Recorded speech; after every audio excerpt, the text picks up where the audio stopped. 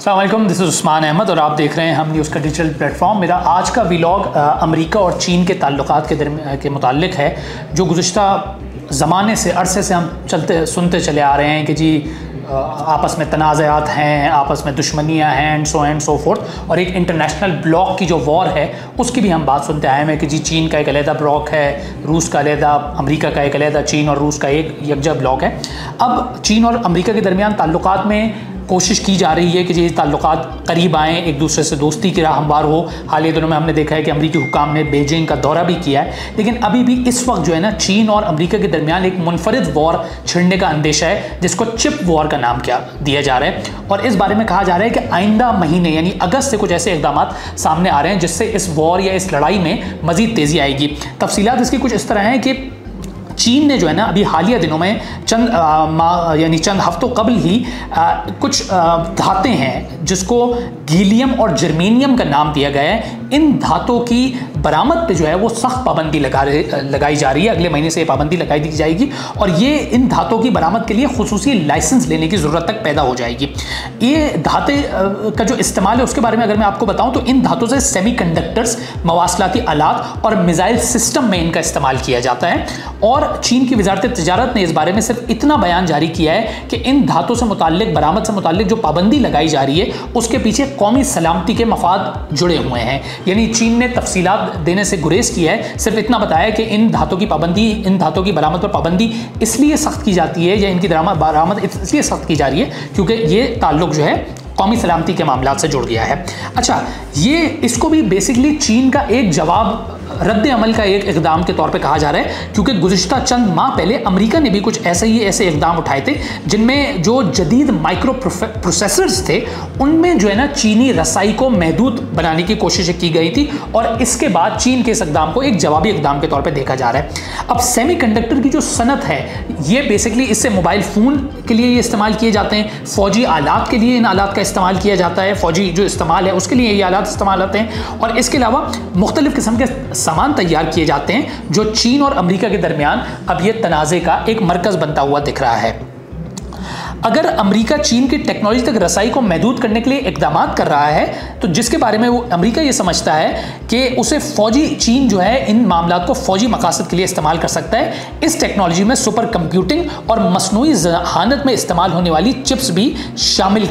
कर ली गई हैं, यानी जो AI के लिए जो चिप्स इस्तेमाल होती हैं वो भी शामिल कीजिए। गुज़िश्ता साल अक्टूबर में एक ऐलान अमेरिका ने किया था और वो अमेरिकी पॉलिसी एक सामने आई थी जिसके तहत चीन को चिप्स बरामद करने वाली कंपनियों के लिए लाइसेंस लेना ज़रूरी कर दिया गया था, चाहे वो कहीं से भी बरामद कर रही हों, किसी भी मुल्क से हों, और अगर वो चीन को ये चिप्स बरामद कर रही हैं तो उनके लिए लाइसेंस लेना ज़रूरी हो गया था। अमेरिका के बाद नीदरलैंड्स ने भी हाल ही में अपनी जदीद तरीन माइक्रोचिप टेक्नोलॉजी की बरामदात को महदूद करने के फैसले के बाद सेमीकंडक्टर्स बनाने में इस्तेमाल होने वाले बाज़ आलात की बरामद को महदूद करने के मंसूबों का ऐलान किया था।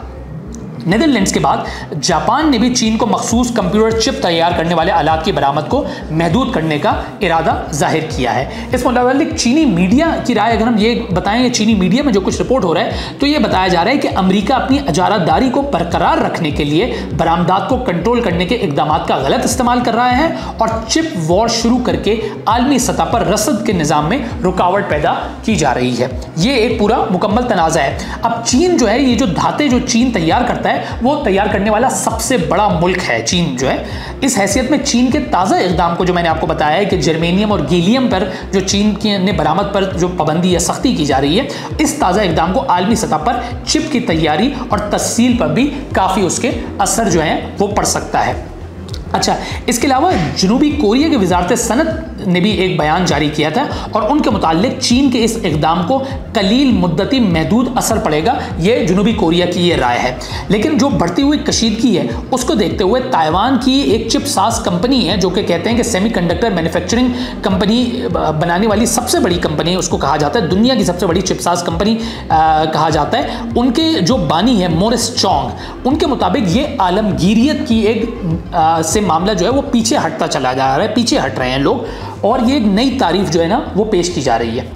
अच्छा, इसके अलावा चीन की जानिब से पाबंदी के इस ऐलान के बाद ताइवान के दारुल हुकूमत ताइपे में एक कॉन्फ्रेंस भी हुई थी, जिसको बिजनेस फोरम का भी एक कॉन्फ्रेंस हुई थी। उसमें यह सवाल भी उठाया गया था कि क्या इसे अब आलमगीरियत समझा जा सकता है या नहीं। अच्छा, इस मुतालिक अमरीकी अखबार है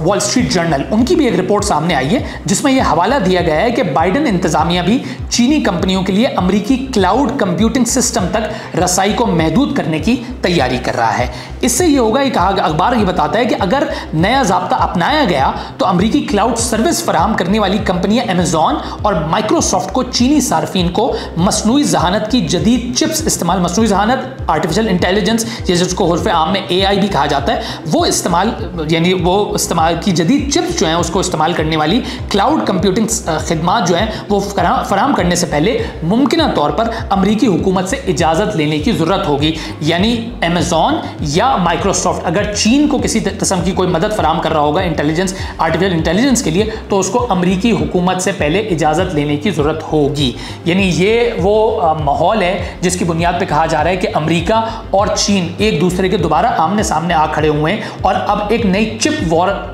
छिड़ने का अंदेशा पैदा हो गया है। और ख़ास तौर पे अगला महीना इसके लिए बहुत ज़्यादा क्रूशल होगा कि जब चीन ने जो बरामद करने वाली दो मैंने आपको चिप्स बताई हैं, गीलियम और जर्मेनियम, उनकी बरामद के मामलात को